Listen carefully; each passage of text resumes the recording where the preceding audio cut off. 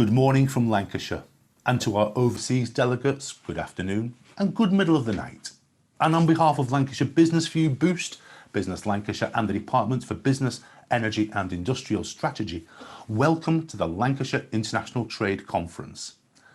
These are challenging times for exporters and those who are considering overseas trade.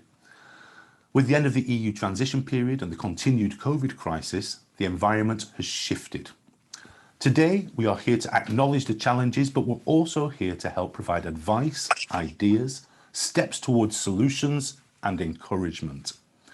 Because having left the EU, finding new markets for Lancashire goods and services is increasingly important. Those opportunities need hunting down. To help us tell the story, we have guests from across the world, the USA, Brazil, Pakistan and France, and from across the UK and the county too. We'll speak with Her Majesty's Commissioner to Europe, to Northern Powerhouse envoys in Rio and Boston, to the head of UK regions at the Department for International Trade, and to a former MEP and now global negotiator who is still flying the flag for the county. We'll also hear from national and regional experts whose job it is to promote and support Lancashire exporters. And we'll be meeting a host of exporters from the county to hear their stories. Some of you will be already exporting, some are considering it, and others are here to advise clients. We hope to provide some inspiration to you all, because wherever you are on your export journey, there is support available, and it's available in Lancashire. And it all starts with a conversation with Boost. What we will hear today will form the International Trade Report, which will be published over several pages in the May-June edition of Lancashire Business View magazine. It will also be shared online and through our social and video channels to our 50,000 readers and viewers. So let's begin and meet our first guest. And to formally open the Lancashire International Trade Conference, please would you welcome Lynne Gillen. Lynne is the Export Manager for Lancashire at the Department for International Trade. She lives and works in the county. She's seconded to the Lancashire Enterprise Partnership, delivering through Boost and through its partners. Lynne, good morning to you. Good morning to you, Lynne. Perhaps you could give us your volume. Good morning, Lynne. How are you? Good morning. Good morning. How is everybody this morning on a lovely rainy Darwin day? Well, rainy or not in Darwin, we have a history in this county, Lynne, of international trade. I wonder, how have we changed our approach and our attitude over the decades and the centuries? Well, that's a very interesting and a vast question. Obviously, we were renowned for our innovation in the mid-18th century. So we've come a long way, really, from exporting wool to importing cotton. And I think that businesses have had to adapt to the microenvironment, and whether it's political, economic, social, technological or globalisation, it shapes the way that we do business. And I think that the thing around as being pioneers in the original industrial revolution is the fact that we're also pioneers in the Industry 4.0 or the digital revolution.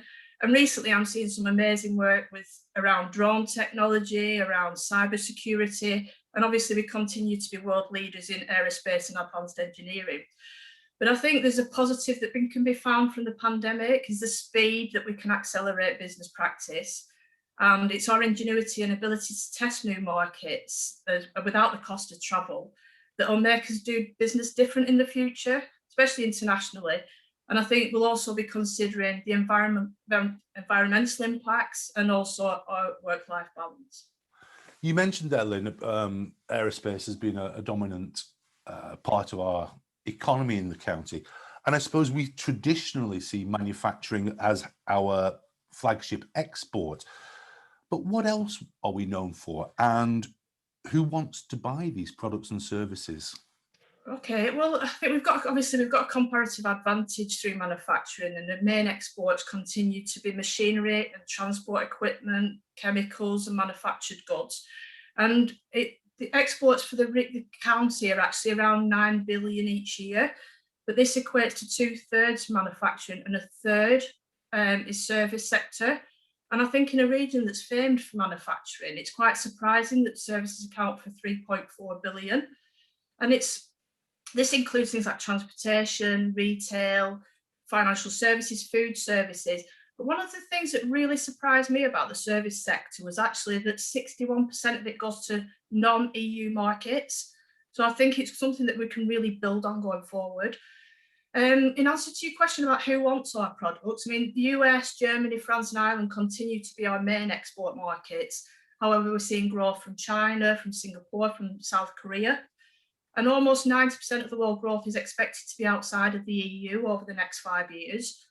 And 65% of the world's 5.4 billion middle-class consumers are expected to be in Asia in 2030. I think if we look at things like the sector developments, there's growth in digital and tech trade, there's growth in green opportunities. And a recent report, I think from the Board of Trade, was saying the export opportunities in the green sector are expected to be worth about 170 billion a year by 2030. But I think throughout this morning, we'll hear quite a lot of new opportunities from Europe, North America, South America. And we're also seeing a lot of activity around the countries where we're negotiating free trade agreements. So I think, what we're hearing there, or what I think I'm hearing there is, we need to continue to be innovative. We need to continue to be industrious. And I think that's how we like to perceive ourselves, Lynne, is that we are, arte et labore and that kind of thing. We're driven by passion and pride, but how do you think others see us? How you travel the world with your work. How do you think others see the north of England and Lancashire? Yeah, as you know, I'm an extremely proud Lancastrian, and wherever I go in the world, I make sure everybody knows about Lancashire. But I don't think overseas companies necessarily see the local differences, but I think it's about the relationship you build and the services that you deliver, but there is definitely value in the British brand. And I think that needs to be, we need to emphasise that a lot more. And it was really timely, actually. There was a report by Barclays out at the end of last week, and they were showing there's still a real willingness to pay a premium for British-made products. And obviously, there's a growing overseas demand for made-in-Britain goods. And it said the results showed that there could be 3.5 billion could be generated for UK businesses by promoting the Britishness of the products across key markets. So there's definitely that, but I agree with you. I mean, being from Lancashire, you definitely have that innovative approach, that ingenuity, and also that honesty that people overseas really admire. What does the Department for International Trade and what does Boost? What do they offer Lancashire businesses wanting to make their first steps in international trade? I mean, there's a vast amount of support available at the moment for companies in Lancashire, and there's a real commitment from Lancashire Enterprise Partnership and the local authorities to support international growth. And Boost have been working really closely with the Chambers of Commerce to provide one-to-one support and drop-in clinics for companies who are experiencing any problems with EU exit. And I think we're really lucky to have nationally acclaimed chambers in the region as well, who are there to help companies with all their international inquiries. The Department for International Trade have 30 dedicated international trade advisors in the Northwest, and they can act as that added resource to your business and guide you through the myriad of services available. But as you said at the outset, if in doubt, contact Boost first. But there's also a really strong private sector business support network as well, and I think they'll be invaluable in the current climate. But I think sorry, go on. After you. Go. I'm just going to say overall, there's a real appetite for trade-led recovery, and I don't think you should wait until you've got a problem before you reach out for business support. Make sure it's built into your overall business plan. And that applies just as much, I'm thinking, to experienced exporters who may be having challenges and maybe looking for new markets? Yeah, I think there's two. I think with their experienced exporters, they've got two roles to play in this. I think they need to be looking at new market opportunities, but they also need to spread the positive message of exporting. And I'm really looking forward to hearing from some of the exporters today, and I would really urge people to get involved in an exporting crusade. There's never been a better time to influence policy and future export strategy. And I think we really need to set ambitious targets to internationalise the region and build on our strengths. And we need to harness the essence of Lancashire, produce a really strong sales message, and work collaboratively to provide the best conditions for companies to flourish in these new and exciting times. Lynne, thanks ever so much for setting the scene. We'll come back to you for some thoughts at the end of the session, but for now, thanks ever so much for your time. Well, thanks, Richard. I think we're going to move on, ladies and gentlemen, now to move on to the international perspective for Lancashire exporting. And it's a great pleasure to welcome Richard Byrne. Richard is Her Majesty's Trade Commissioner for Europe. Before taking the Europe brief, Richard performed a similar role as Trade Commissioner to China, and he held senior private sector positions too, notably as Global Public Policy Director at Diageo, the beer and spirits giant. Welcome to you, Richard Byrne. You join us today from the southwest of France, I believe. Yes, that's right. Morning, Richard, and good morning, everybody. It's a pleasure to be here joining you all in Lancashire and around the world. Well, thank you for joining us in Lancashire. Richard, I wonder, can you describe for us your role and your areas of responsibility? Yes, of course. I'm the Trade Commissioner for Europe at the Department of International Trade. So the job that I have and that of my team, I have over 300 people spread throughout the embassies and consulates general in Europe. And our Europe region at DIT is not just the EU, it's the EU countries, of course, plus EFTA, so that's Norway, Switzerland, Liechtenstein and Iceland, plus the Western Balkans countries, which are a small but fast growing region. And then it also includes Israel, which is included in the Europe region rather than the Middle East for political reasons. So that region, if you add all those countries together, represents about 53% of the UK's total trade with the world. And in fact, about half of our exports go to the Europe countries.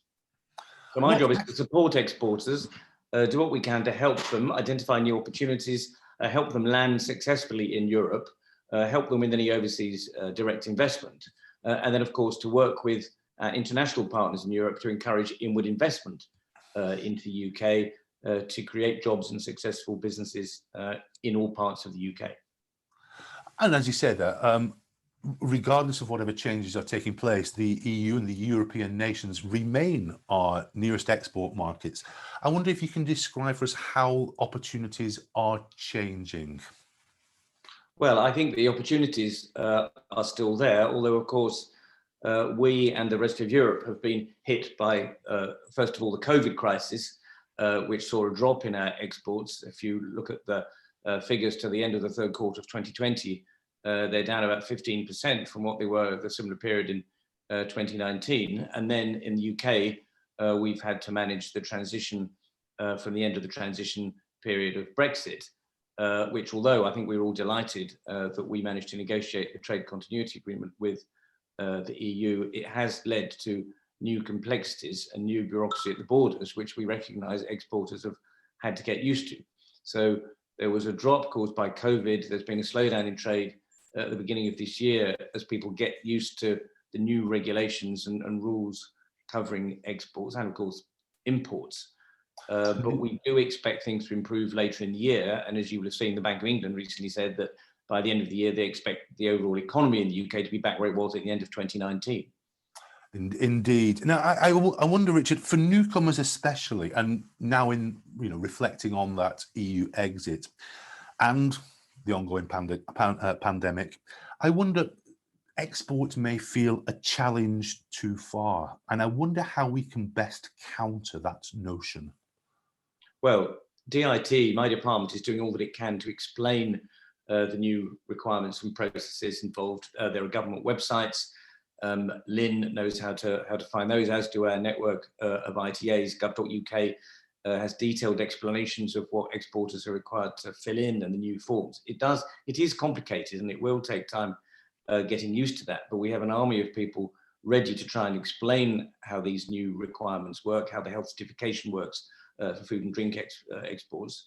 And then there's also the experts at DEFRA and HMRC and other government departments who are responsible for those particular areas who can also help. So I just want exporters to be aware that there is a lot of help available to you in overcoming some of these difficulties. Of course, some problems are structural. The rule of origin requirements do mean that some companies who export products that don't meet rule of origin requirements will have to pay tariffs. And if you're on a narrow margin business, of course, that may make the difference between a profitable or a non-profitable business. So we understand that there are some structural issues. There's also problems with the need to pay VAT up front, which has caused difficulties. So we recognize that there are increased costs and some things that it won't be easy to change. But our DIT staff have managed to help people overcome issues that are caused by unfamiliarity with the new regulations, both in the UK and at post. I mean, we've had a lot of calls at our embassies in Paris, Berlin, and other European countries from, for example, hauliers in Europe who are struggling to understand how to get stuff across the border, and from British exporters who have got containers stuck. We have been able to resolve some of those problems where they've been matters of understanding the paperwork. But we do recognise that there are some structural difficulties, and the companies will need to look at other markets. But of course, we also cover non-EU markets in Europe, and so we're seeing a significant increase in interest in exporting to non-EU countries, and of course, elsewhere outside my region. So the structural issues and the way you're attacking those issues, is it mitigation or is it solution based? Well, it's both. I mean, we can mitigate. I mean, issues around bureaucracy and paperwork where people aren't familiar with how to fill in the forms, we can clearly help with those. But models are changing. I mean, it's not for DIT to provide commercial advice. But models of business, distribution models, are changing as people realise there are complexities at the EU borders. Thank you. I just wonder if we could just drill in a little to the peculiarities of the Lancashire economy. It's characterised, but not exclusively dominated by, but it is characterised by manufacturing and advanced manufacturing and food and agriculture. And I wonder what message we can give to people in those sectors and how they can best be supported. Yeah, well, DIT works a lot with companies from Lancashire. I mean, Lancashire is known to be a centre of excellence for advanced manufacturing. Of course, aerospace, and the aerospace supply chain involves over 500 firms, and DIT works with them to help them land wins in terms of export orders overseas. We helped win a £900 million order for British Aerospace in Germany last year. So we're well connected with those companies. The two campaigns that we're running across Europe this year to promote UK excellence are in tech and clean growth. So we're trying to get the UK's expertise in a range of technologies better understood across Europe. We've had a number of webinars.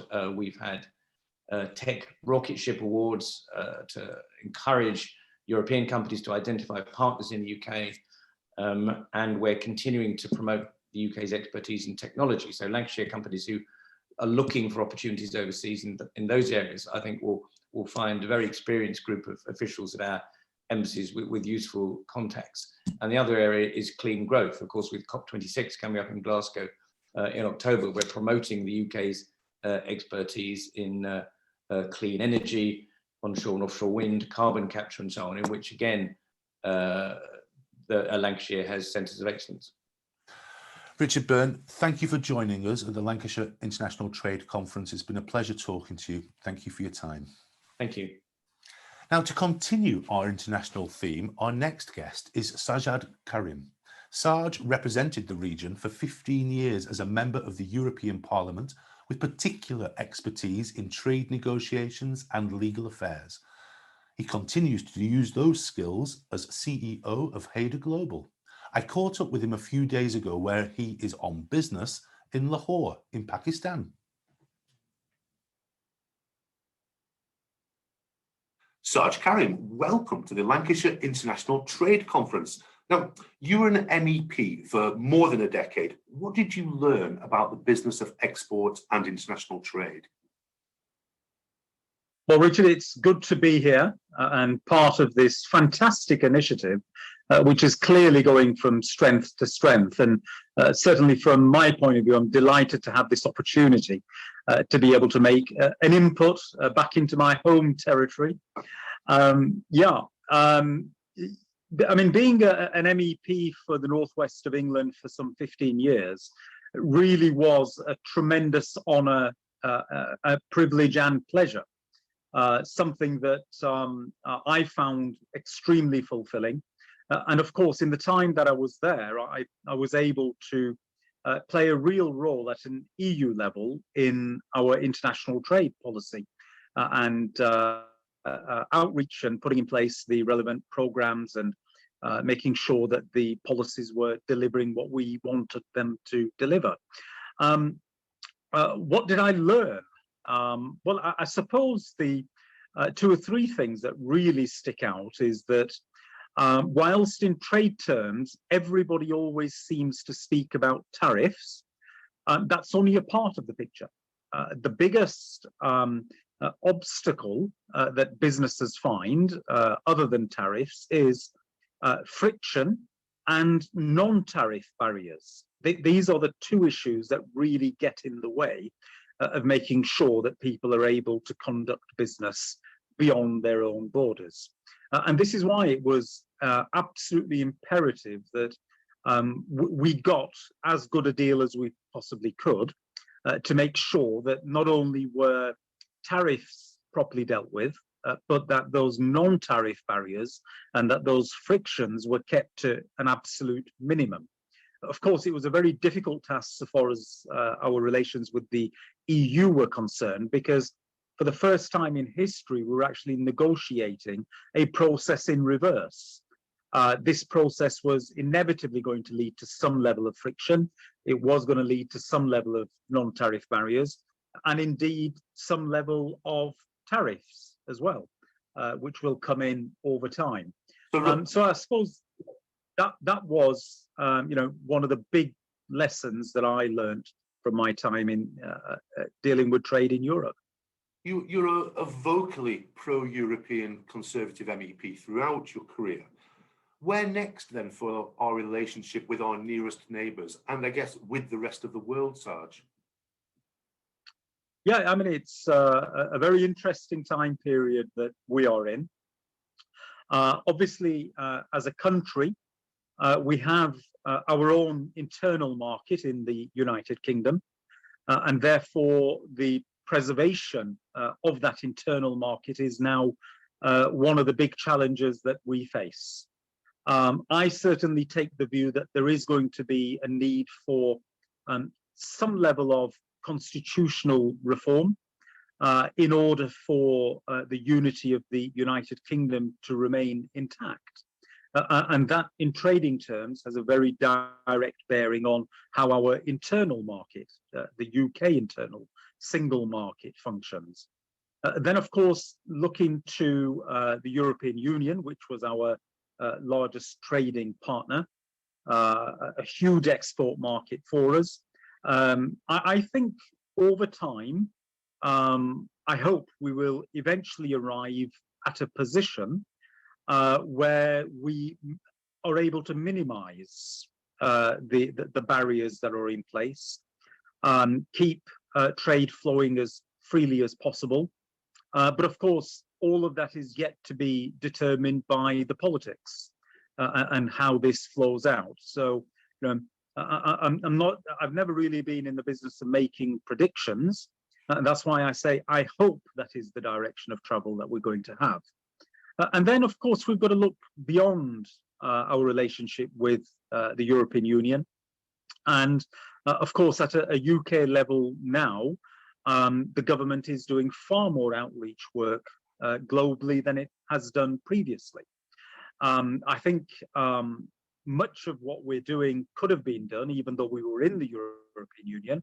But of course, I accept the fact that this whole process of leaving the European Union has really, in effect, given us a kick to move in this direction and to look for new markets further afield.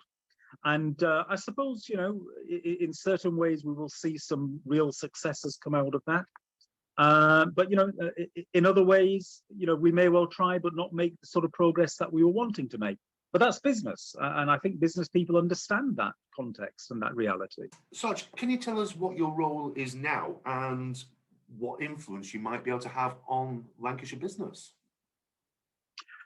Well, currently I'm a consultant that provides strategic advice to businesses and governments on their EU affairs and EU into the UK and wider international trade affairs based on where things are going, the geopolitics of how things are playing out, how businesses can best prepare for the time that we're likely to face.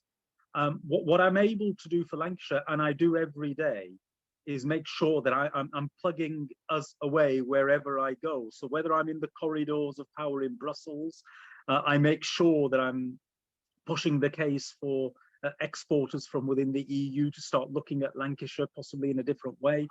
Or whether I'm in the Middle East, Central Asia, South Asia, China, it doesn't matter. That flag flies with me everywhere I go. Thank you, Sarge Karim. Now, Sarge outlined some of the challenges and the opportunities we face as we take our products and services to new and existing territories. And now let's take that a step further and meet our first panel. And we describe these people as our export supporters. And they are Miranda Barker. And Miranda is Chief Executive of East Lancashire Chamber of Commerce. Onelia Angelo Santo is a Global Trade Associate Partner at EY. Paul Walters is Head of International Trade at the North and Western Lancashire Chamber of Commerce. And John Lucy is Head of International Transport at the Road Haulage Association. And finally, Professor Philip Lee is Innovation and Growth Specialist at RTC North. Welcome to you all. And if I may start with you, if we can come to you first, Paul Walters. Paul, what are the pain points for your chamber members, the experienced exporters and those new to the game?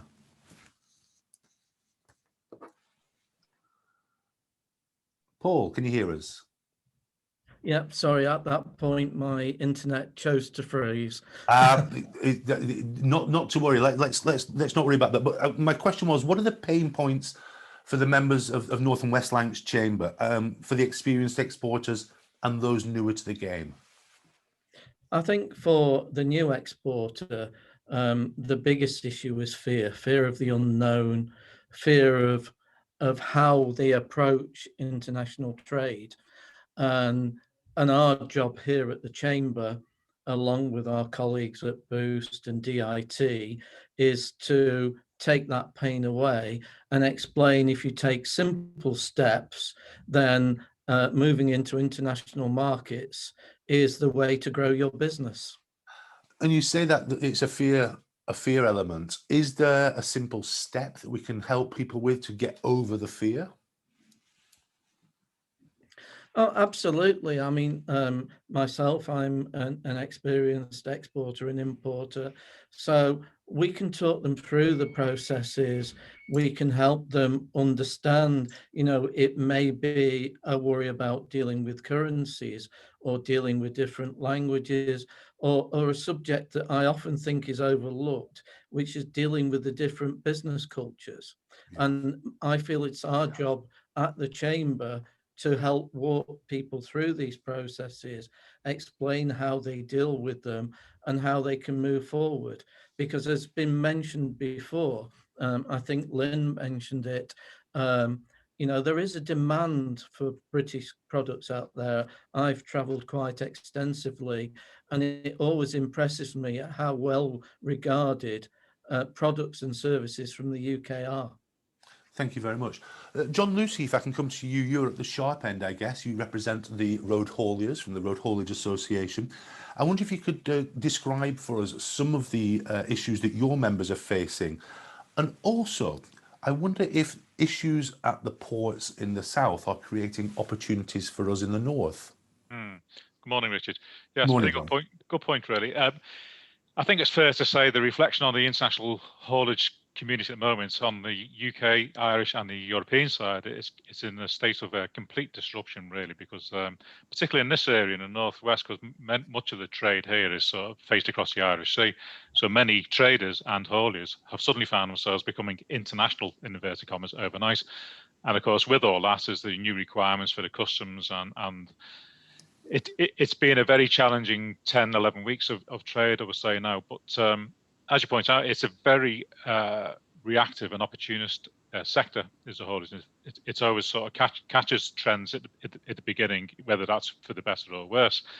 So after, I would say, the first 3 weeks of trade, where we started seeing a complete lack of balance in the trade between Ireland and the UK, largely drawn because the many companies in England, for example, just didn't understand or didn't prepare correctly for the upcoming customs requirements, which meant that most of the, I think at its worst point, something like 70-80% of the trailers going back into Ireland were going back across empty.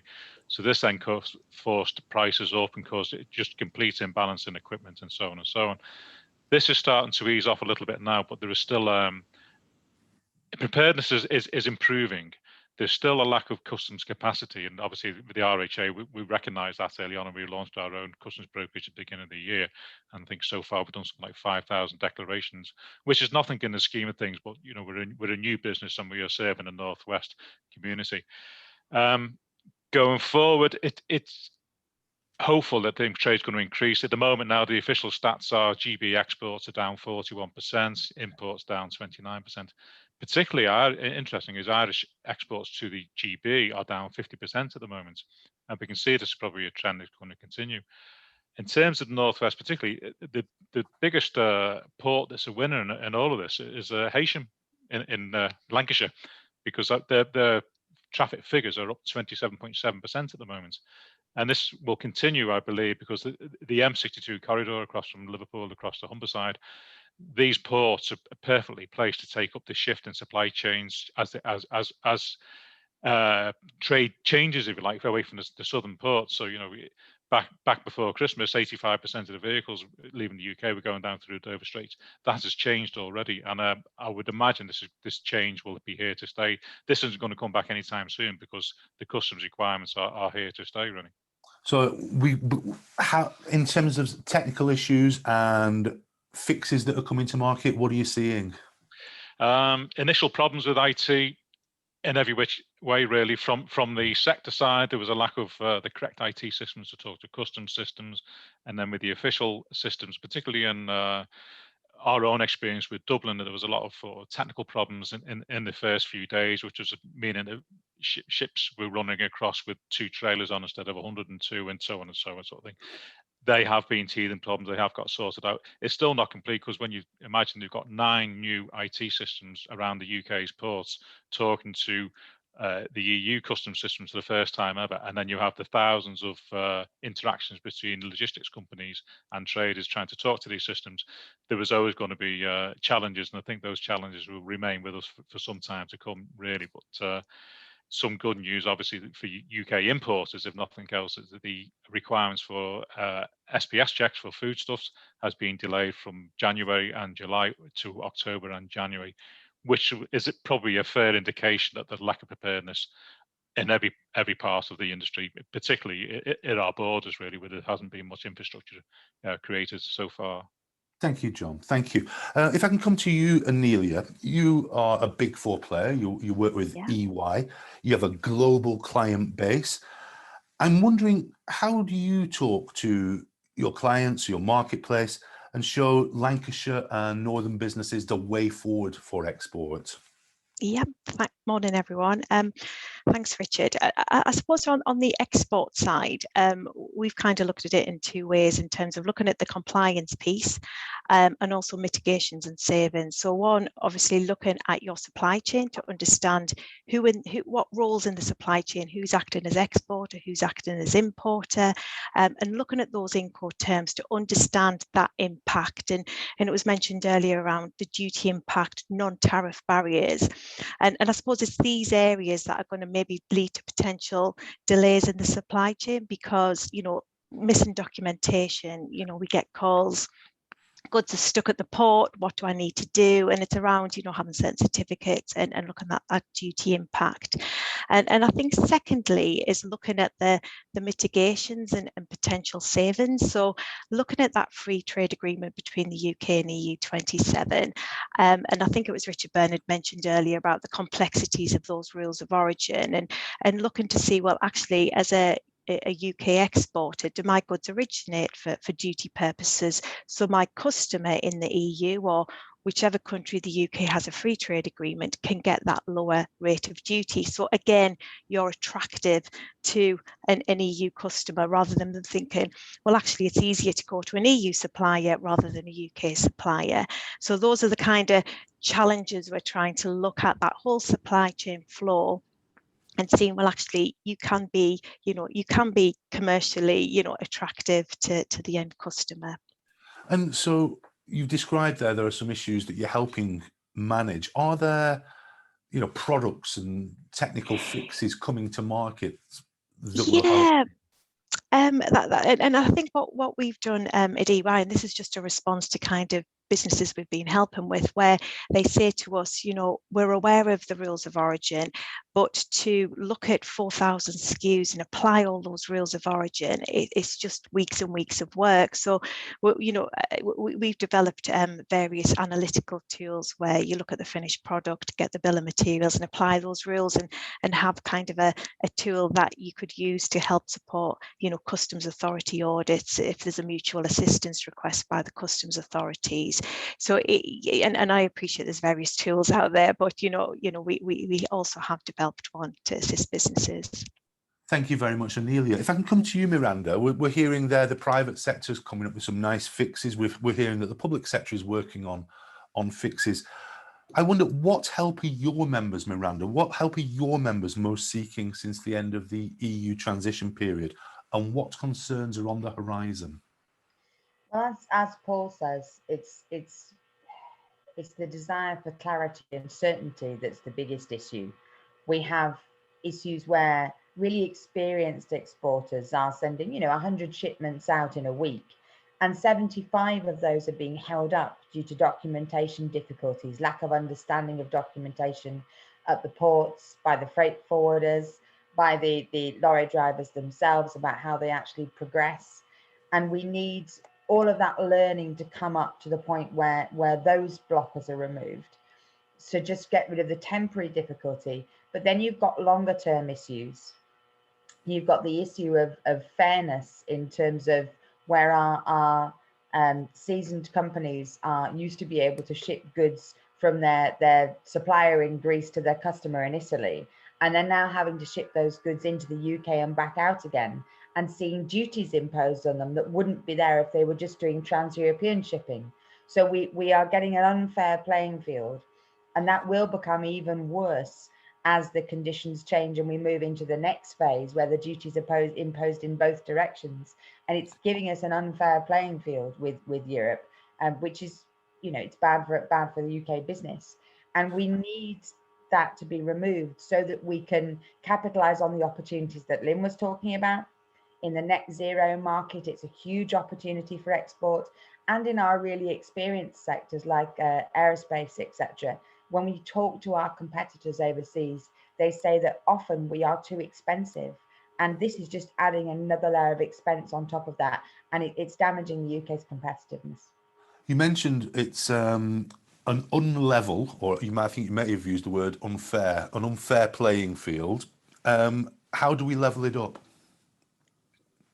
I think once we've got rid of the momentary confusions that we hope will improve with documentation and suppliers of documentation and resources and clarity in the market, this is going to have to be something which is reopened at a national level, because we're seeing companies creating workarounds for this. We're seeing companies creating themselves European bases so they can ship into their own warehouses in Europe and then out again. But that isn't a solution for everyone, and we cannot have our smaller but very experienced exporters permanently disadvantaged. There needs to be some top level thinking about this, I think. Thank you very much, Miranda. If I can come to you, Phil. Phil, you're a specialist in productivity, in efficiency, and in incremental change. I wonder how Lancashire can best commercialise its innovations for a global stage and put what we see as our qualities centre stage. Yeah, thank you, Richard, and hello, everybody. Delighted to be here. I'm part of RTC North, but also we're part of Innovate UK and delivering the Innovate UK Edge programmes. And in order to help commercialise and get companies ready for that innovation journey, we deliver some of our programs, and it's really important that we work closely with the companies to look at that kind of market readiness. So we look at things alongside vision and strategy within the company. What are their ambitions? Where do they want to go to? Are they looking at international markets? Do they want to export? can we get them ready for that? Can we get that preparedness? And we're running various programs to align them with that. So that innovation process will take them through that.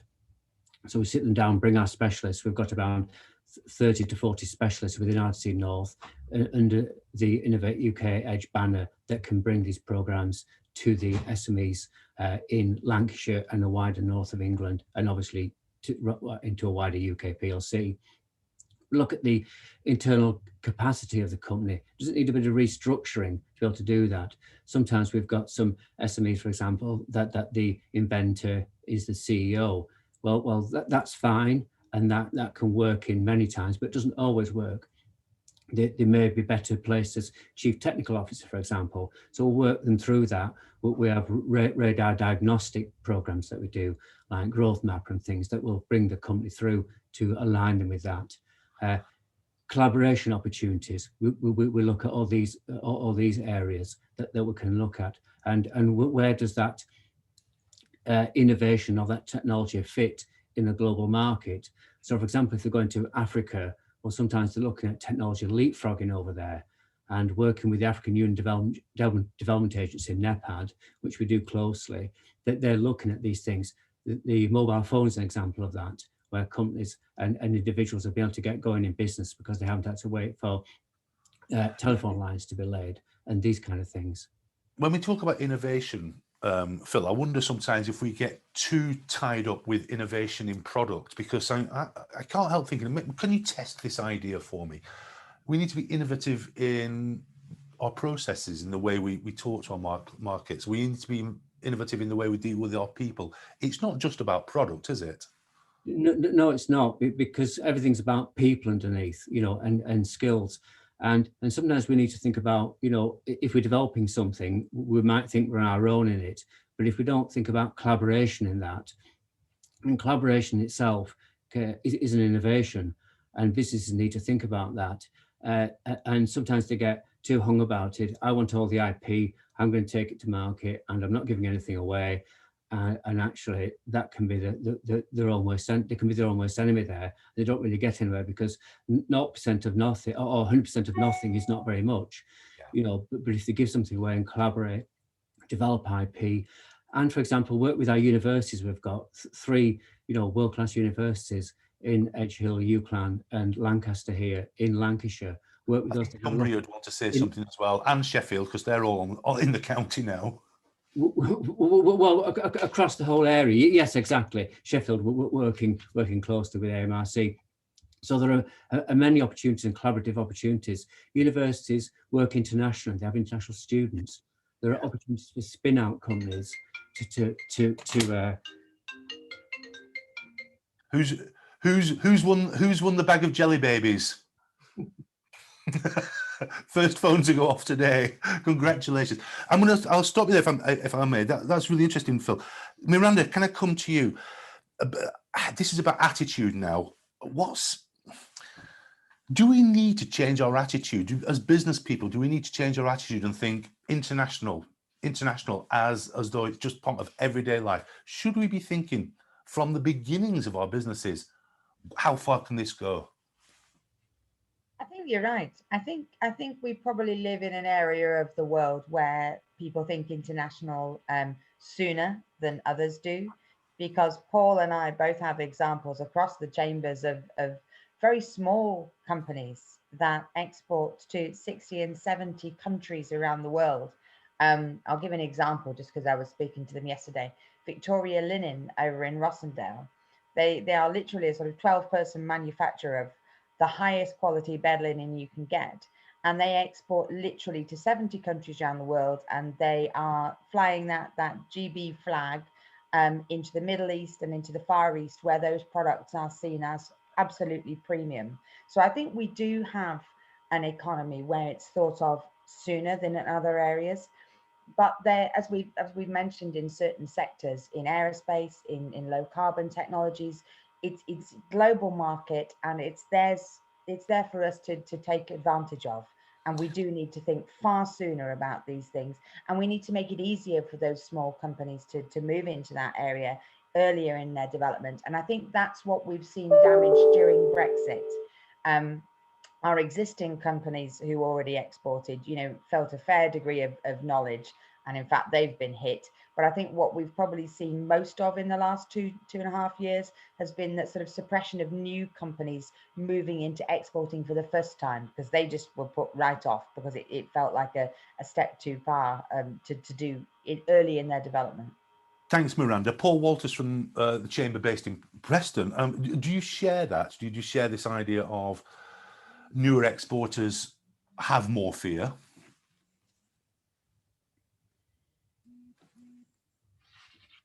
Yeah, I think I would agree with what Miranda's saying. It's interesting, actually, that newer companies are more likely to look at export markets than more established companies. And certainly some of our smaller companies are a lot more innovative and a lot more adventurous in looking at international markets. And Miranda's absolutely right.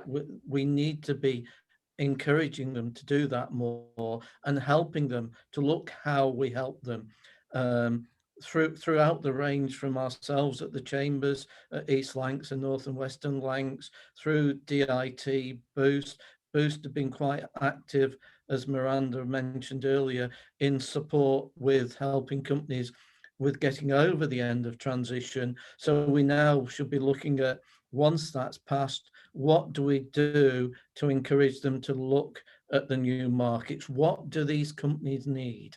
That's what we should be asking. We should be saying to these smaller exporters that maybe don't have the resources that some of the other companies do, what can we do to help you? How do we encourage you to sell your great British products, which I mentioned earlier, are highly regarded internationally, and people will pay that premium for a British product?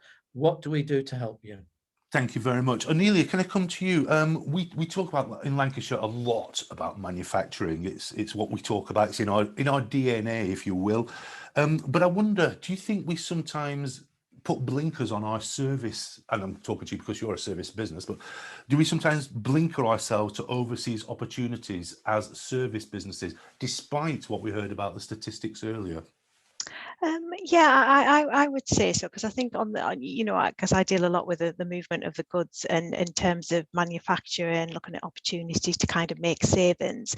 But yeah, I would kind of you know, say that would be the case. And just to kind of pick up on the point earlier that Paul and Miranda had said, I do see businesses being a little bit more innovative, and also on the e-commerce side, being, you know, as a result of COVID, you know, selling on the internet and doing exports that way as well. Thank you very much. And if I can, I've got a question in from the audience. I'm gonna put this one out to you, John Lucy. I'll let you have a look at this question. This is from Stephen Etherington. I'm wondering what the opinion is on enforcing hand sanitation as part of a global recovery plan. Enforcement, John. What do you make of that? Difficult one for the RHA to comment on, I think, really. But I would imagine it's quite hard to enforce in terms of our borders. This is, in the context of this conversation, that's what I'm thinking of. You know, how on earth would this be enforceable at our borders? You know, for the truck drivers and the tens of thousands of other travellers, really. Never mind airports. Possibly it might be slightly easier to control, but when you've got vehicles where the drivers don't leave the vehicle crossing the borders, it might be a difficult one to enforce. So it might be a voluntary recommendation, might be a bit more better than a we prefer cooperation to coercion generally in this country, I think. Yes. Phil Lee, if I can come to you again. Phil is a specialist in efficiency. Again, it's that question about service businesses. I wonder, do we persuade our service businesses that the innovations that they make and sell close to home, we really can be helping them drive out to new markets, I mean? Yes, Richard, I think we can help these service SMEs, and that might be with software developing and software platforms. There are many examples of this where they can really look to export their expertise and these platforms. And we're always looking for the next, Google, Amazon idea. And again, I think that's what we should keep our our eyes open for. And, you know, we've got Silicon Valley, obviously in the USA, but how can we bring some of that expertise back to the UK, back to Lancashire? And in that sector, in that area, we're looking at also developing clusters. And I think Lancashire's got a great opportunity to develop clusters. And if that's in the service sector, then let's look at that in innovative digital platforms that might offer something to the wider world. And how can we get that out there?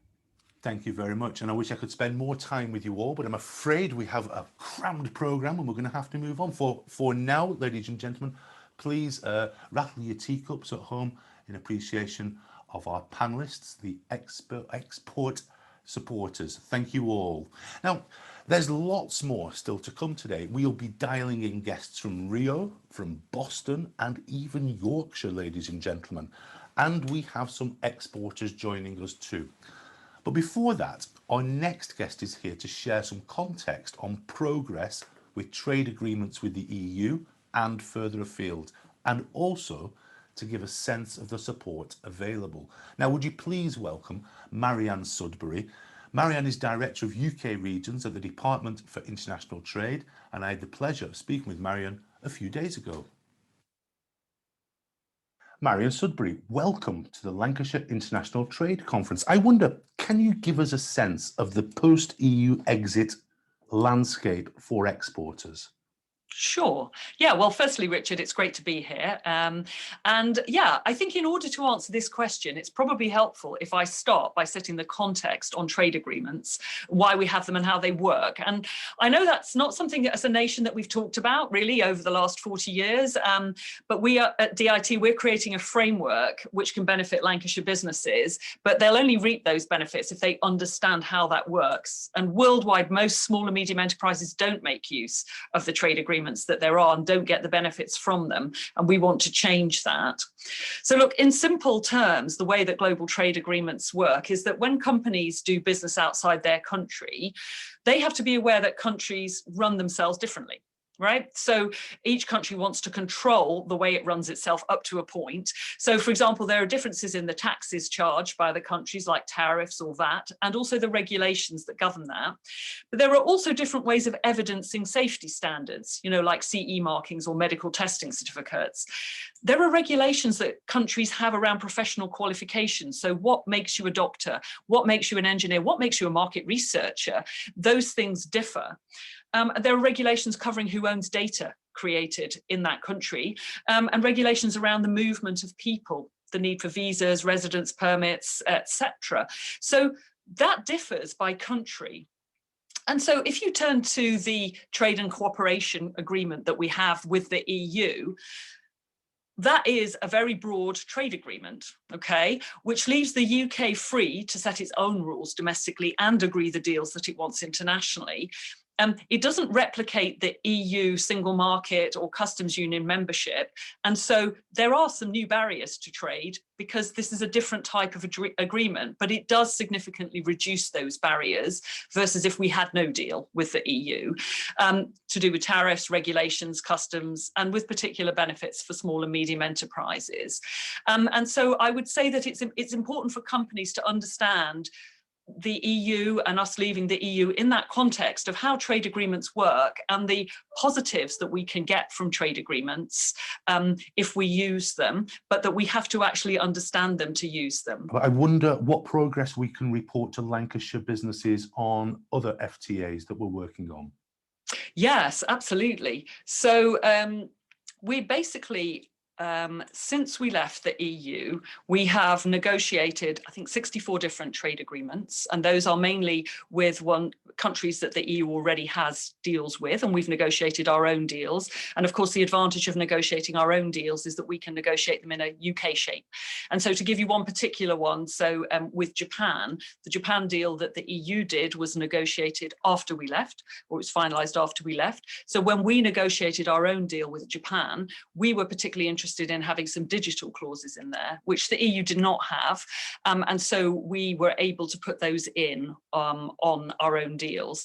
So yes, in fact, it's 66 deals. I've just checked my stats on that. And I think it's 217 billion worth of trade. Now, there are a number of other trade deals that we're working on at the moment. So you'll probably know from the press, we're looking at Australia and New Zealand.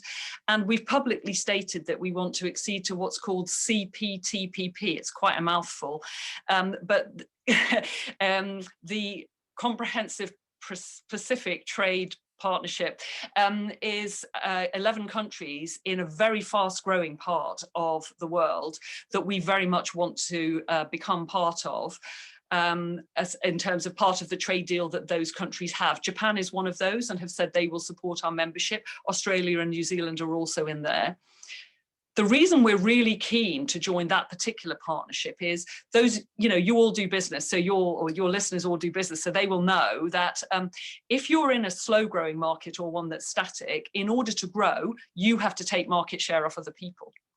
But if you're in a fast growing market, then you can just grow with that market, which is a lot easier. So if we can help countries to find ways to do business in those countries, make it easier for them to join the fast growing groups of countries, then that is a really good way for them to be in growth areas and grow with markets. Are the regions, particularly those our northern regions, are we really being heard in the corridors of power? So I think we're certainly hearing you loud and clear in DIT. So we've been given additional money by Treasury to upweight our activity in the north for both exports and investment. And as you know, you might be aware that I'm part of our Manchester office, so I'm fully plugged into the northwest, its assets, and as are my teams. We've just extended our key account management programme in the north, which includes Lancashire, and confirmed ongoing funding for additional trade advisors. And they're on the ground running the Export Academy that I talked to you about earlier and providing other services to help your local businesses internationalise. And we've secured funding for special overseas champions, people based around the world who know about the north of England and can tell businesses overseas why they should come to the north, and also help businesses that are going overseas. And finally, if you had a piece of advice for those considering export, what would that advice be?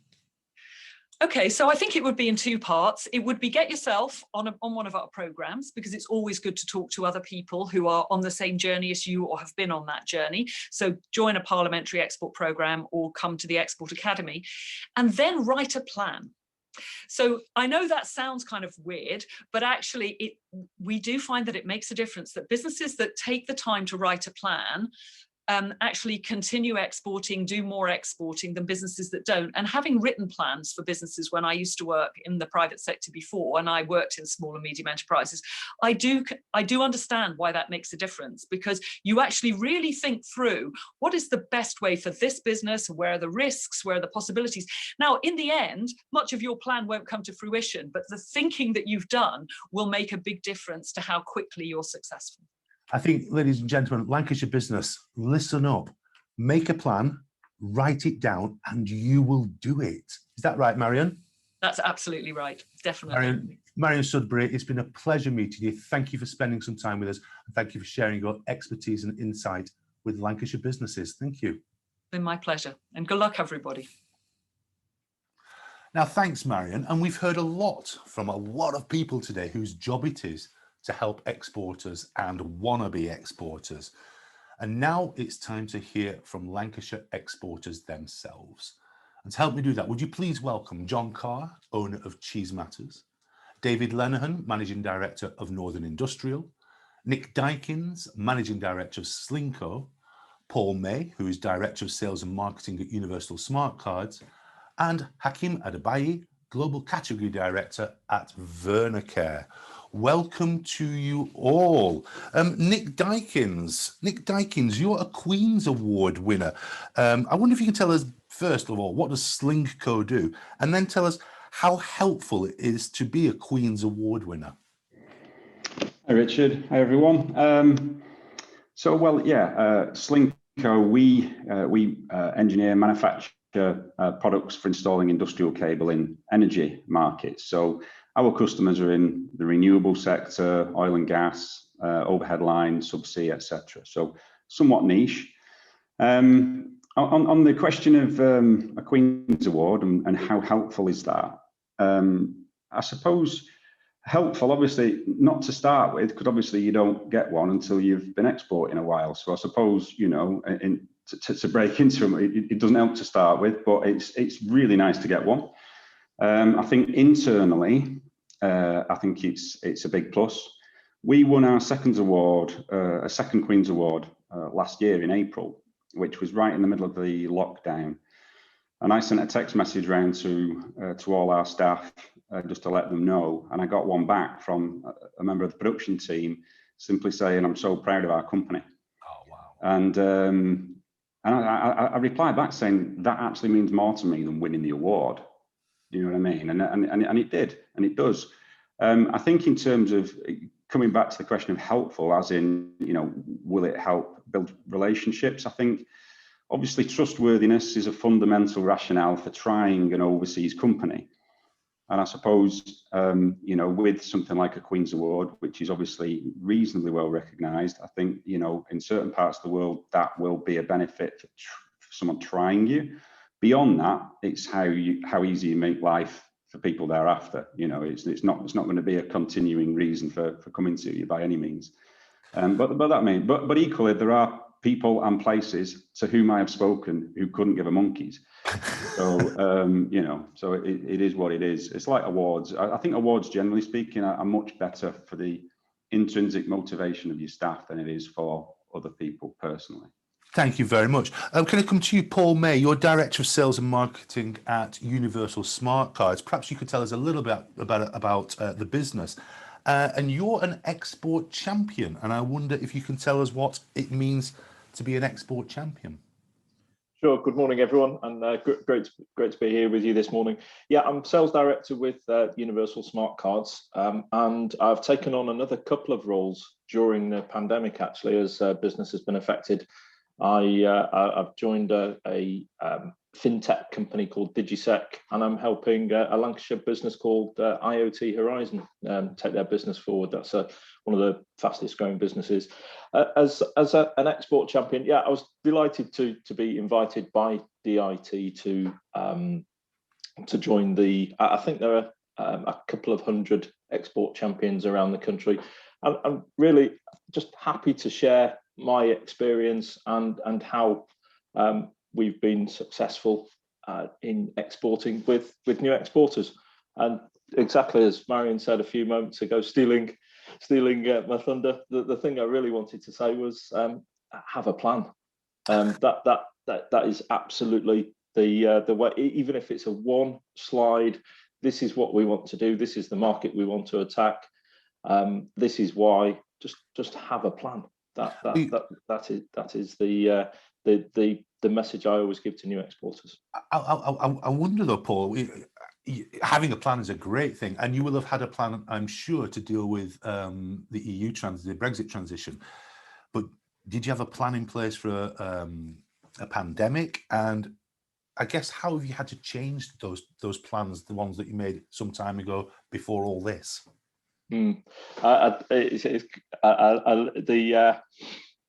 amount of planning that's gone into disaster recovery over the years, and then we actually have a real life global pandemic. I think there was a gap in lots of people's plans there, and we couldn't quite anticipate how things have gone over the last year.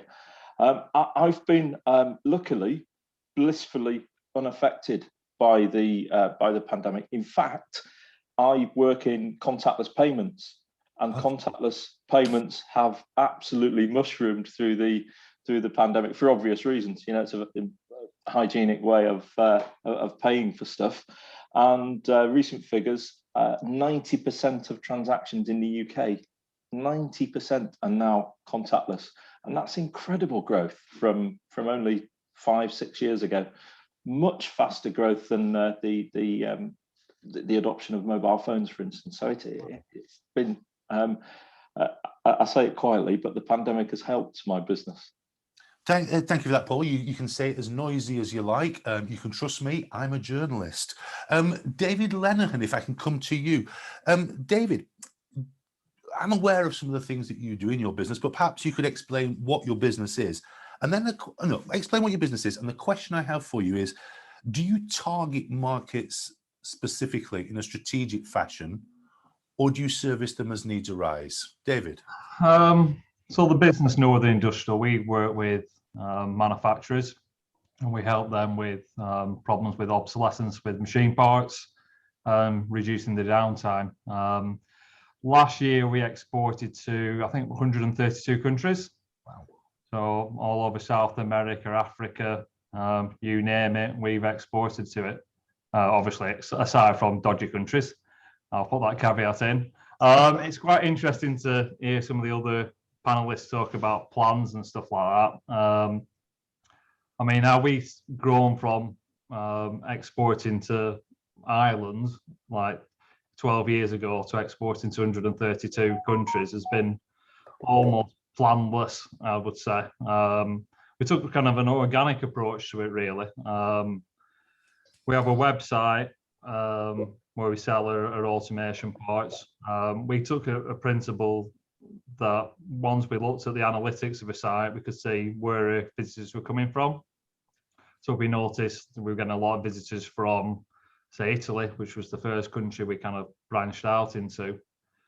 We kind of knew there was already a demand there, just looking at people coming on. So the first stage was translating our website into Italian, which we did using a free plugin from Google.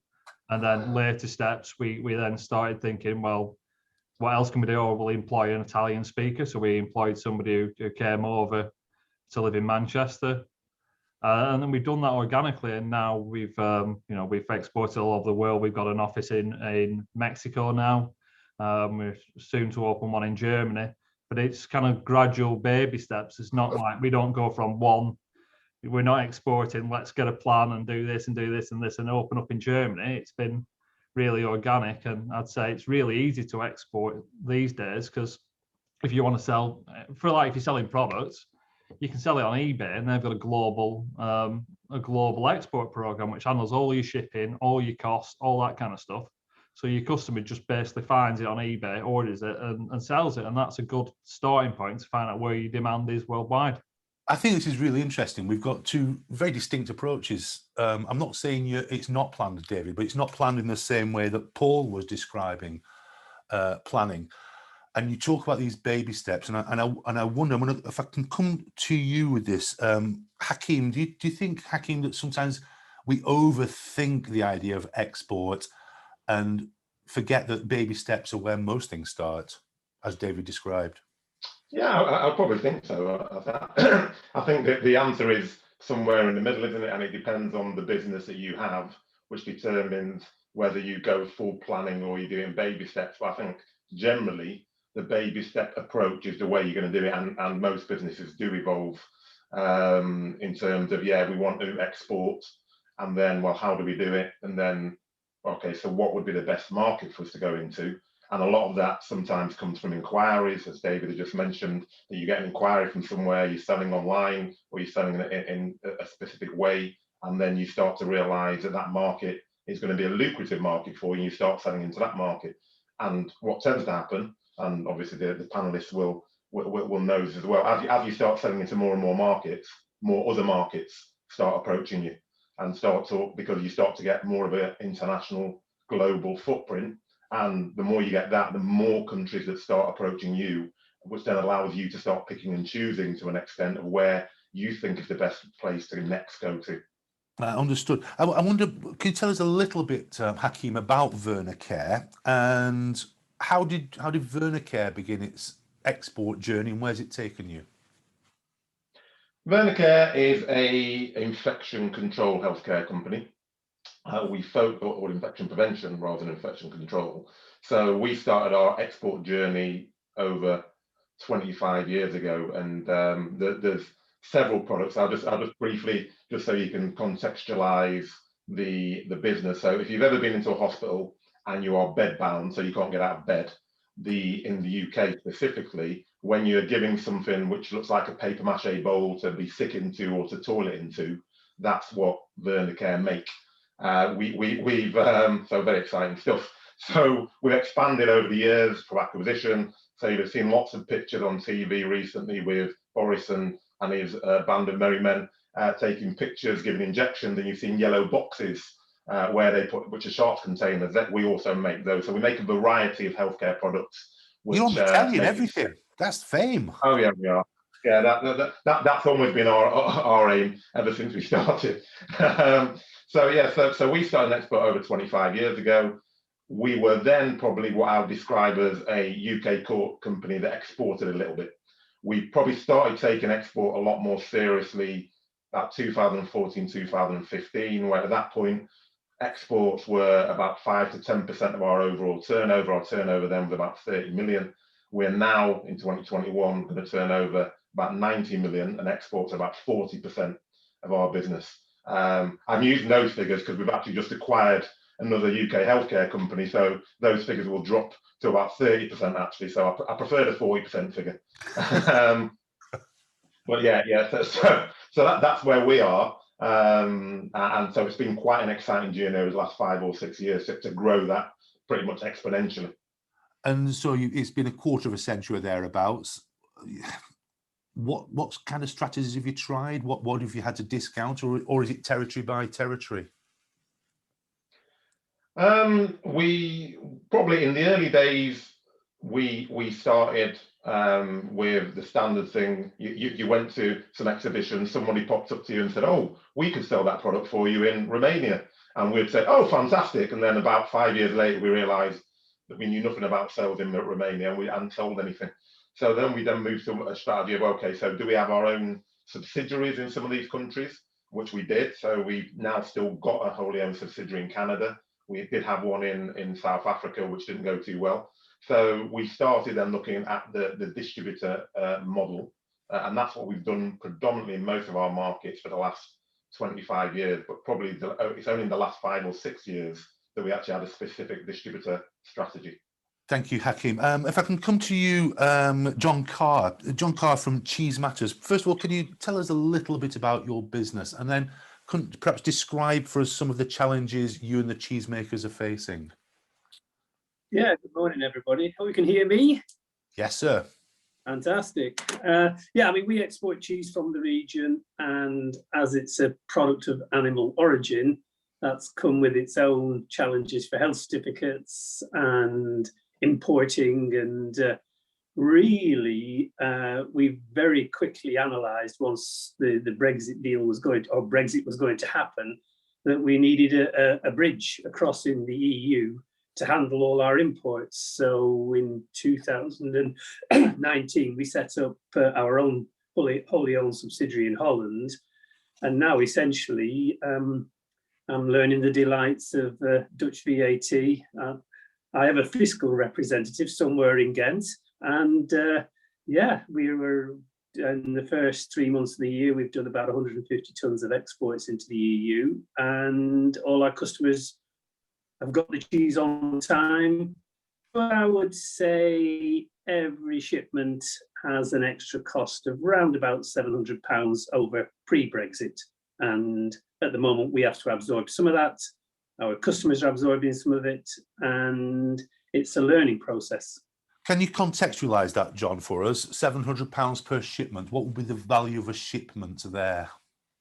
Well, because we group all our customers together, we have our own dedicated truck. So we'll be shipping cheese to Holland, or invoicing our company in Holland, that will then redistribute to Germany, Spain, Italy, France, Holland, Belgium. So each consignment is around about €100,000. So on the scale of things, it's absorbed. But in the reality of things, we've annually got an extra cost of about 25,000 quid, yeah, and administration.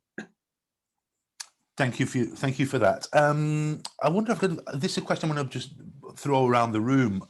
I want to know, what do you think? How strong is brand Britain and brand Lancashire? David Lenihan.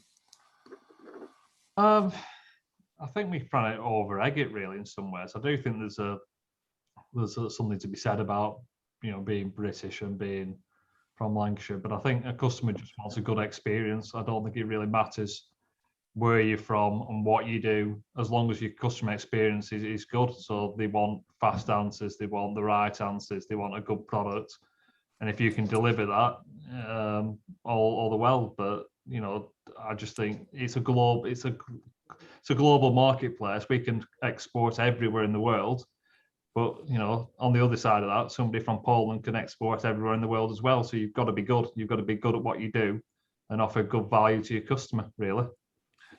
Thank you very much. I wonder, all the questions that I'm interested in, and in part we're trying to encourage people to either try new markets for the products and services that they're currently selling, or to go out to the international market for the first time with whatever services or goods they have. And I wonder, perhaps it's best if you guys can help me with this. What can you share with me a highlight, possibly a low light of your export story? John Carr? Oh, wow. Gosh, there's one to throw on me. I think it's always nice. You're going to warm it up for everybody else, so you're first. We'll come back to you later if we need to. I think it's always nice when you're at a trade show and somebody turns up and it finally comes to fruition. So we were at a trade. We did our first and final trade show just before lockdown about 12 months ago in Paris, and we were approached by an organic importer in Holland, and it's taken us about 9 months to get there. But now we're one of the leading exporters of organic cheese into Holland, and just seeing that transition from, you know, the initial contact to the final, you know, making the deal, even though he's never going to be a huge customer, but just watching that process is nice. One other thing I would say about Lancashire is we speak slowly in Lancashire. And that's what all our overseas people say to me. I can understand your English. But we think fast. Like that one, boys. All right, that for Lancashire. John Carr, thank you for that. But can you share us a low light as well? I've waited 9 months to be paid from India. Well, we'll hold on to that for a second, because as people will rightly say to you, a customer's not a customer until they've paid you. But I think that's one of the things that I've been prompted at. This is one of the areas that help is available for, is on being paid. And I'll just give you a phone number. This is Boost Business Lancashire, 0800 488 0057. Just on that point there. Thanks for that for now, Nick. Hakim Adibaye, can you share with us a highlight or a low light of your international trade story? I think very similar to John, actually, in terms of the highlight. As I said, we use a lot of distributors. And for us, the highlight, and I'll allude to a specific case, is that when you have a distributor who has worked hard, but our sales cycle is quite a long sales cycle, because you try to get into hospitals and healthcare establishments. So it's I wouldn't say it's dispiriting for a distributor at first, but they have to invest considerably before they start to see a real result. So the highlight is when you see actually going through that process, and then within pretty short order, within a year or so, they really explode their sales. And we've seen that in several markets during the COVID era, because we're an infection prevention organisation. So infection prevention has been elevated in the minds of most healthcare establishments, and we've seen that significantly around the world, specifically in Mexico, where we've seen a massive upsurge and uptake in our products. So that's a real highlight to see that journey that they move on. This is interesting, this Mexico story. We've two just in this room who are doing good business in Mexico. That's interesting. Paul May, I wonder if you could tell me this. Have you a highlight or a low light you're prepared to share with our viewers and readers? Yeah, I'll just lodge another Mexican piece of business as well. That's so yeah, put me on that pile.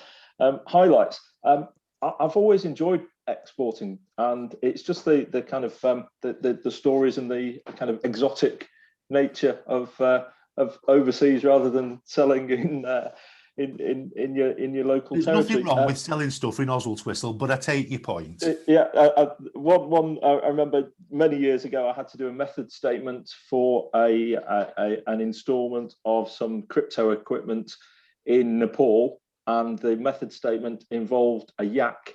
So that was, you don't get that in Oswald Twistle. Well, funnily enough, every third Thursday, you'd be amazed. But that's really interesting. I'm going to come back to you all with one more question, if I may. I've got 2 minutes left with you, and I'd like to use it like this.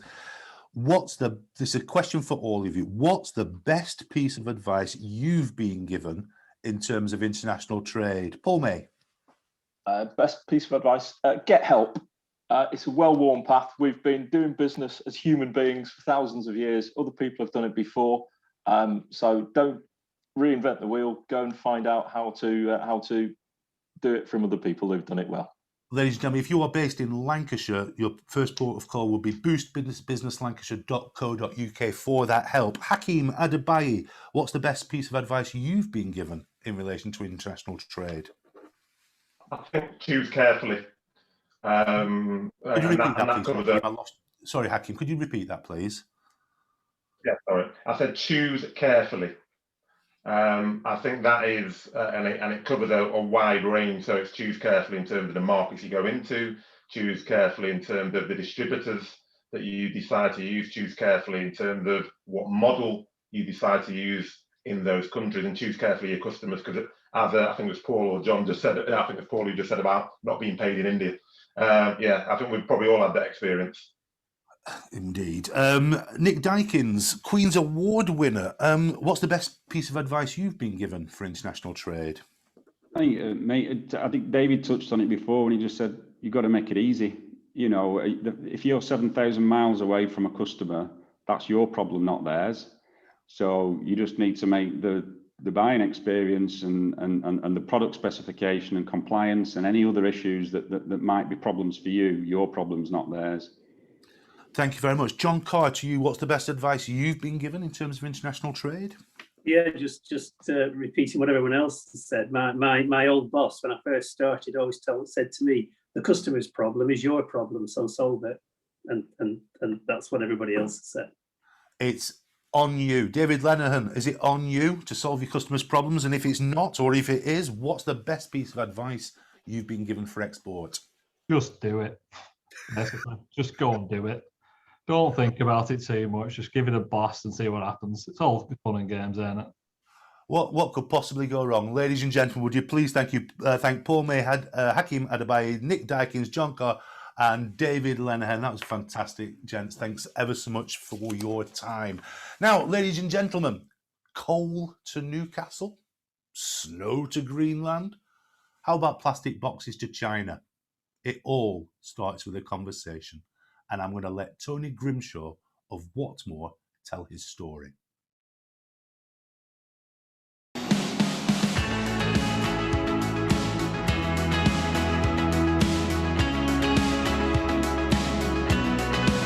The company started in 1999. We have a footprint in Lancashire that's about 500,000 square foot plus. We employ 354 people. We manufacture plastic housewares, which includes plastic storage, plastic around the sink, plastic laundry, plastic gardenware, and we also manufacture bakeware and cookware. And we manufacture it all very proudly in Lancashire.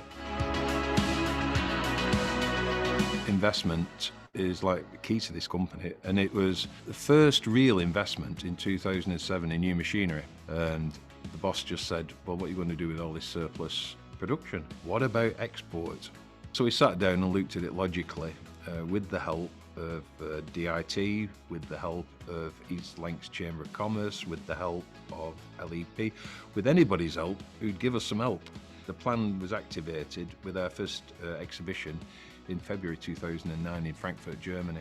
Oh, it was a hard slog. There was two of us from the company were on a stand that was like a small corner of the showroom, not enough room on the stand to put all our products on. And we had 10 visitors to the stand on that exhibition. It gives me a great deal of pride to tell you that those 10 visitors became customers. It gives me even more pride to tell you that those 10 visitors are still customers. You've got to start somewhere, and that's where we started. We set up some internal courses courtesy of DIT, Northwest and the Chamber.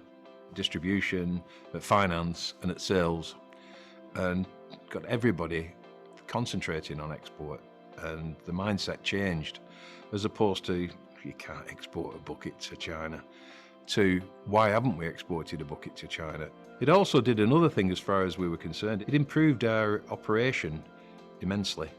The demands of export customers are quite specific, and that discipline just cascaded down and helped us with everything else that we're doing, our UK business as well.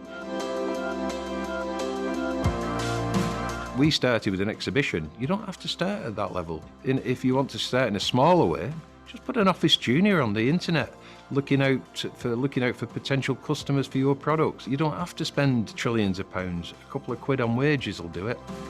The glory of export is there's not a lot of negotiation on price. 15% of our turnover now is export, and it's 15 profitable percent. The help's there, and there's a lot of help about the DIT, LEP and the chambers, and the majority of it costs you nought. Let Lancashire put the great back in Britain.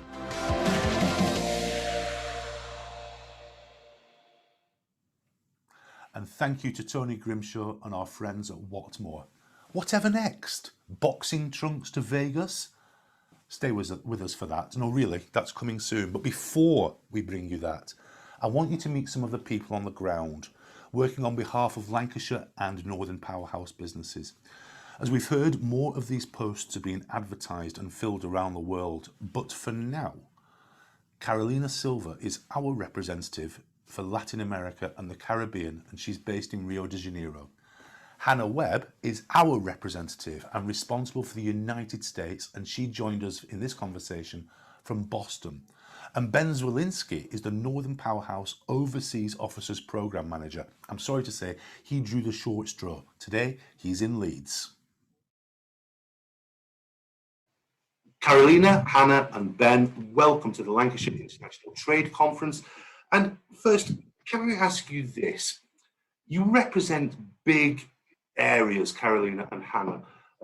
Carolina, it's Latin America. Hannah, it's North America.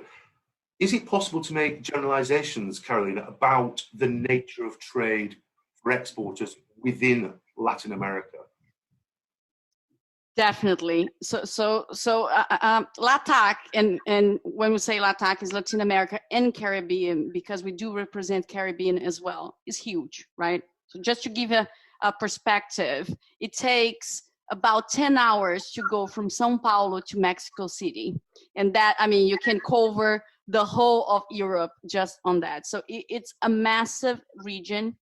So it covers 33 countries and home to 650 million people.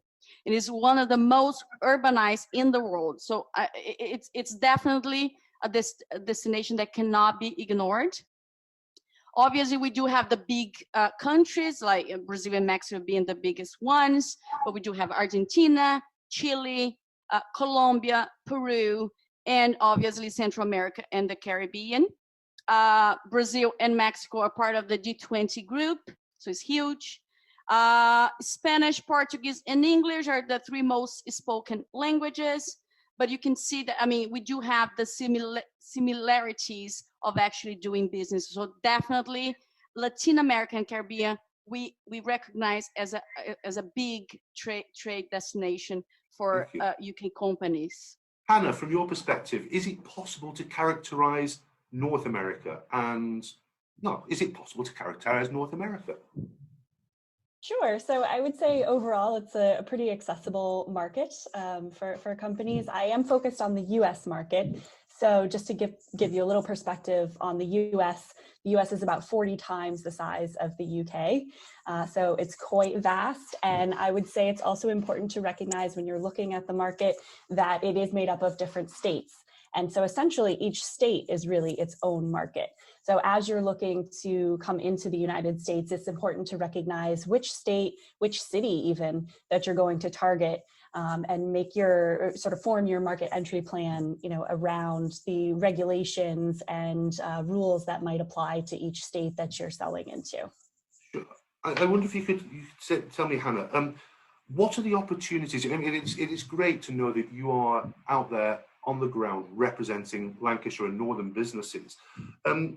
Is there a strength in the made in Britain idea, or even the made in Lancashire idea?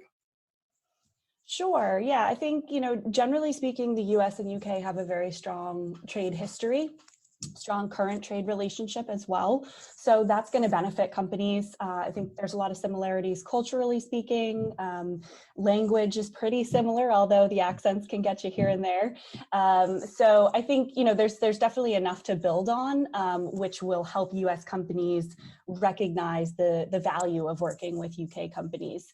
And that's exactly what we're trying to promote. So there's already a foundation built, and I think that will help a lot of the companies sort of gain that recognition, and we're doing work as DIT to sort of build that awareness as well.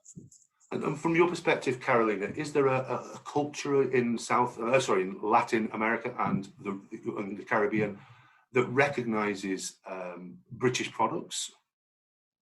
Sure. So we do have also a lot of countries that have a really close relationship with the UK. So Brazil, Mexico, Colombia, and especially in terms of the clean growth area and energy, like big sectors that we do have a really good history in those terms. And they do value the UK expertise. They do value the UK brand, the great branding.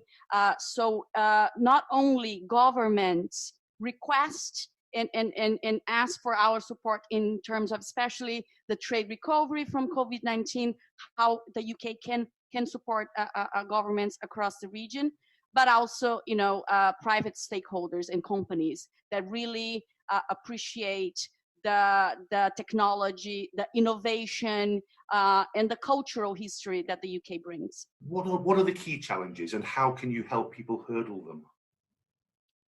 So as you can imagine, as a huge region, there is definitely challenges in terms of it's not for every company, right? Like it's the company needs to have some sort of experience in exporting overseas, kind of like have that kind of turnover to start exporting here, because it does have the challenges of language barrier, let's say just one, is very broad. So you can imagine, in a way, economically speaking, and so there is the political and economic challenges, but also in terms of like there is a certain bureaucracy when we compare that to, like doing business in the UK and other, countries.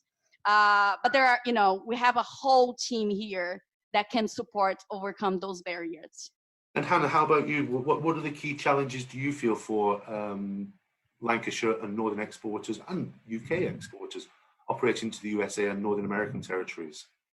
Sure. I think in the US market, it's really all about differentiation. So everyone is going to immediately ask why your company, why you're the best, why you are different, why you have something important that they should pay attention to, because you're looking at a lot of competition in the US market.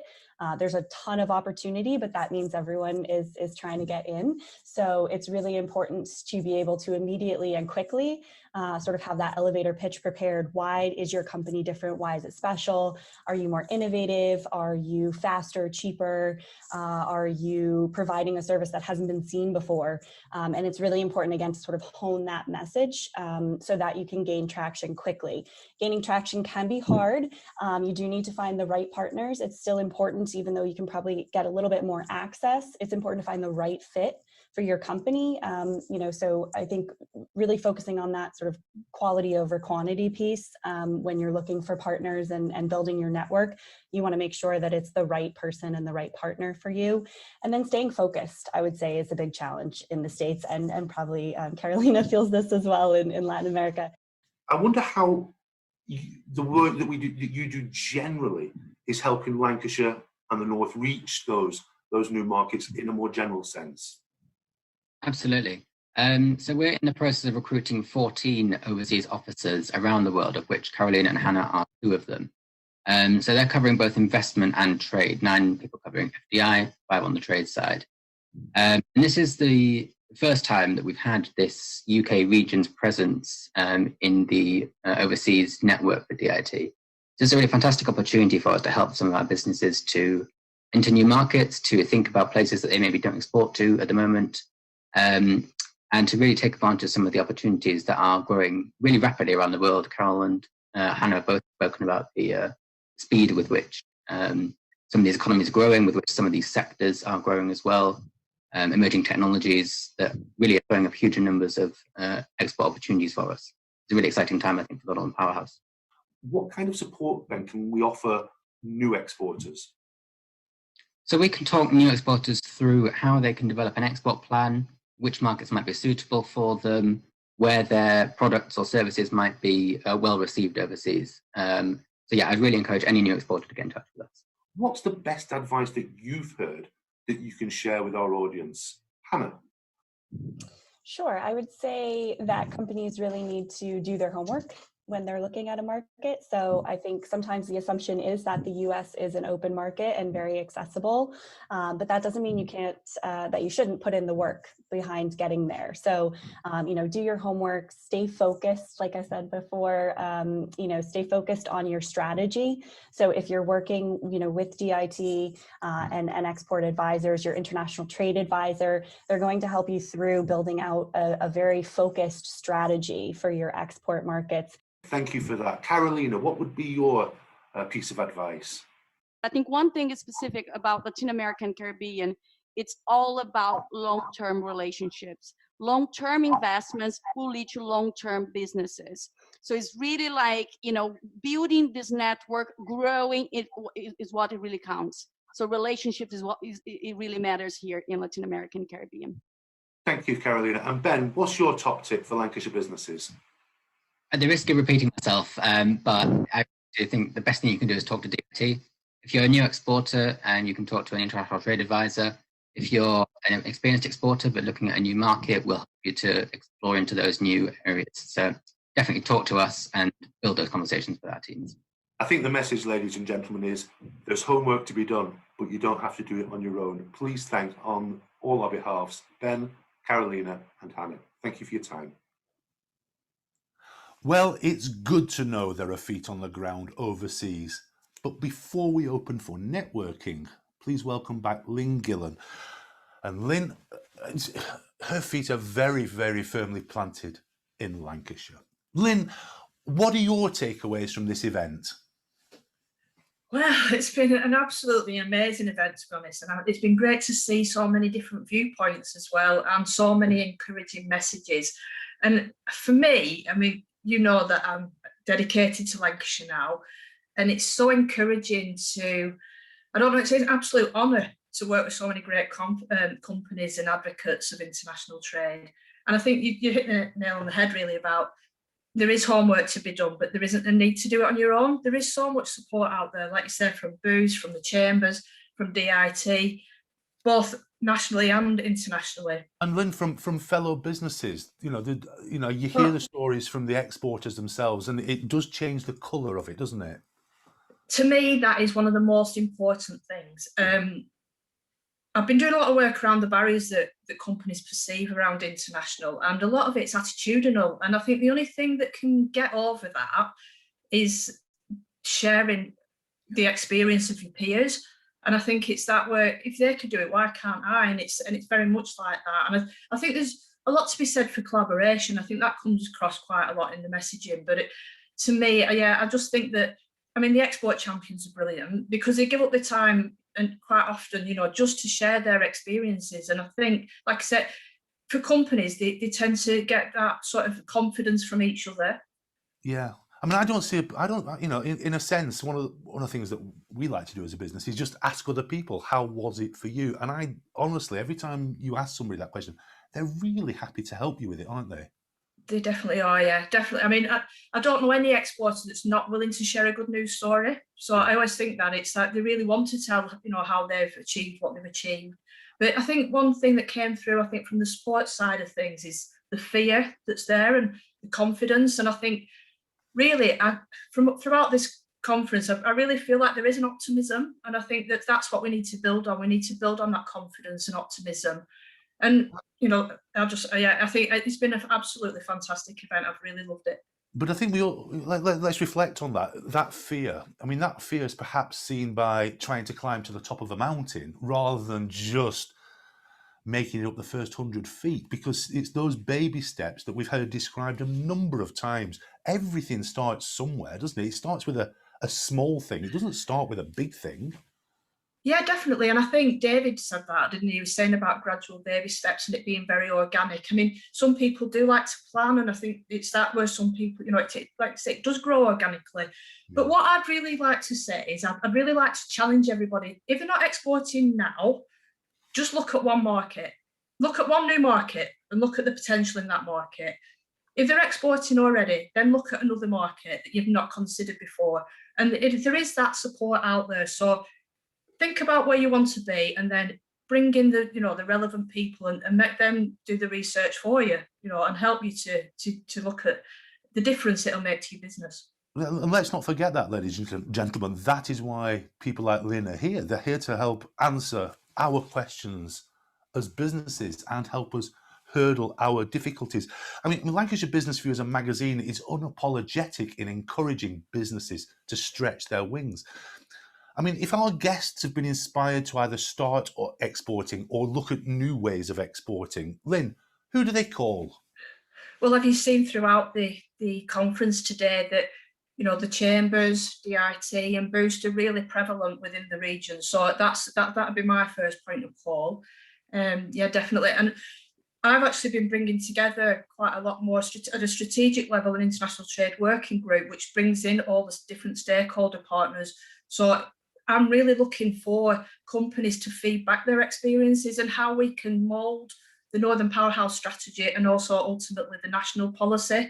So if there's anybody that's got any sort of, you know, they want to feed into the free trade agreements, or they want to get their point across of things, you know, issues that they're facing, then please feel free to contact me. And feel free to do that direct to Lynne, or you can choose to go online and talk to us through boostbusinesslancashire.co.uk or pick up the phone. It's answered in Accrington, 0800 488 0057. And I say it's answered in Accrington, A, because it is, but B, because it's important to know that there are Lancastrians and people you know on the ground here in the county working on your behalf.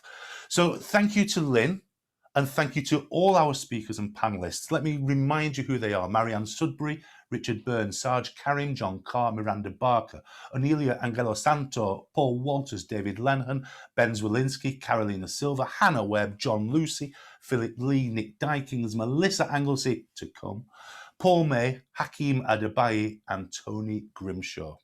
And thanks to our partner on this event, Boost Business Lancashire, with the Department for Business, Energy and Industrial Strategy. Lastly, to our friends here at Big Tank Productions for their televisual expertise and also putting together the 2 case study videos, one of which you're about to see. And also to Holly Martin and Abby Leake for gluing it all back together at Business View headquarters. The story of this event and a first take on the insight we've heard will be reported by our editor, Jed Henderson, tomorrow. And we'll be covering this conference in an extended feature in our May-June edition. We hope that today's conversations start many more. If you can buy it in Lancashire, buy it in Lancashire. If you can sell it in Lancashire, sell it everywhere you can.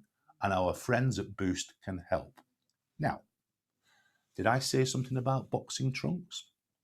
The final word of the Lancashire International Trade Conference goes to Melissa Anglesea of Suzi Wong.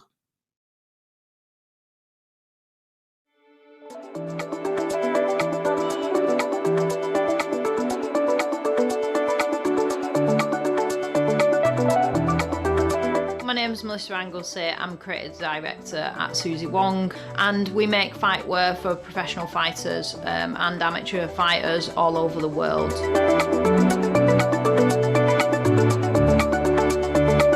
We work with the likes of Tyson Fury, who's from Lancashire, and the heavyweight world champion. Work with Ricky Hatton, Joe Calzaghe, you know, huge boxers.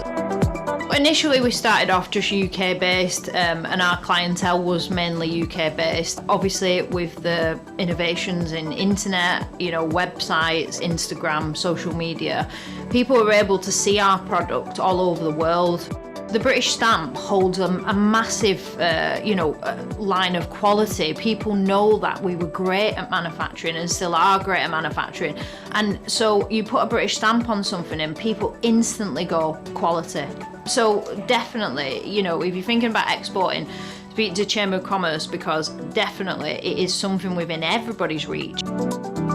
Department of International Trade, they've been really, really helpful, and actually we've obtained grants that have helped us with getting our product marketed over in international countries, maybe in their language, to develop our website so that it offers different currencies, and that's really important because people want to know how much they're going to pay in their currency, not in GDP. Got a market and you've got a really, really unique product, then 100% somebody's looking for it, not just in Europe but in America or Australia. People really, really value a British made product, a Lancashire made product. They know that quality comes from here, and they know that people are really skilled as well that are making the products here, so it's something unique. I've worked here for nearly 4 years. I made the boxing shorts for some famous fighters. They go everywhere, to America, Australia, they go to Europe. And then when you see them on telly and you can say, oh, I've made them. It's really nice. That's one of the nicest things when you see it going out all around the world, like the DHL man comes every day. In fact, we're doing more abroad than we are doing in this country. And it's great to see British products. We really strive on that and keep the industry going. Exporting for us has allowed our product to go worldwide, whereas we've been limited really to the UK, and there's 60 million people that live here, but you think how many people are in America, Australia, places like that. These are huge countries, and exporting has really opened our eyes to what's possible. And so for us to be from Lancashire and exporting from Lancashire, people instantly recognise Lancashire as a place where manufacturing happens. So for us it's really important.